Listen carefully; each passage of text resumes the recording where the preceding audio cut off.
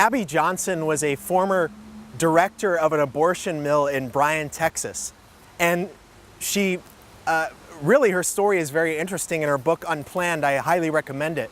But she got into the abortion industry because really had to do with artificial contraception.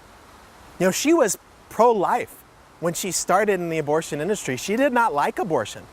But Planned Parenthood kind of told her this philosophy, and maybe you've heard something like it. Said, nobody likes abortion. This is what Planned Parenthood says. So we need to increase artificial contraception use. In fact, it would be great if we can get every young teenager girl on the planet on the birth control pill. That would be the ideal.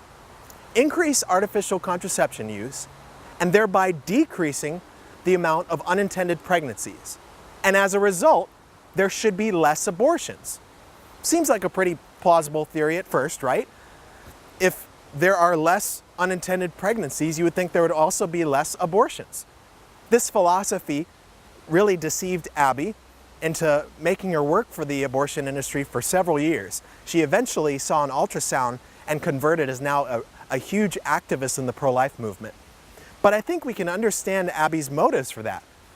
Except when you kind of poke at that theory, that train of thought a little bit, you can start to see that there's some holes in that philosophy.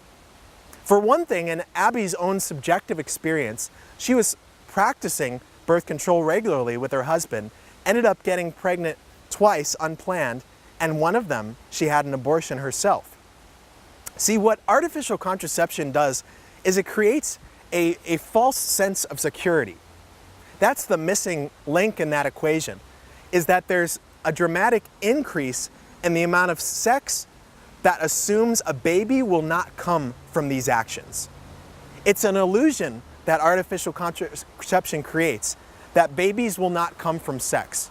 It's this divorce from babies and bonding. When someone gets pregnant after having sex, it's not because something went wrong. It's because something went beautifully right. This is just the way our bodies work. There's really a disdain, I think, for fertility. This is such a part of who we are. We're called to make a free, total, faithful, fruitful gift of self. Not because the church tells you, not because I told you. I believe if you look inside your heart, you want this kind of love. Are you familiar with this song? All of me loves all of you, all your curves and all your edges, all your perfect imperfections. It's a great song by John Legend. But what if I were to tweak the lyrics just a little bit? Most of me loves most of you, some of your curves and some of your edges. I don't want your imperfections. Does it still have the same effect? No, our hearts know that all of me is the song we're supposed to sing. Our hearts know that anything partial is not enough, that we're supposed to give everything. Ladies, if there is anyone pressuring you to take a pill, to change the whole makeup of your beautiful body the way that God designed it, that person is unworthy of you. And guys, I would say the same thing. If anyone is saying that they need protection from your love, think about it. If it's authentic love, why do we need to be protected from authentic love?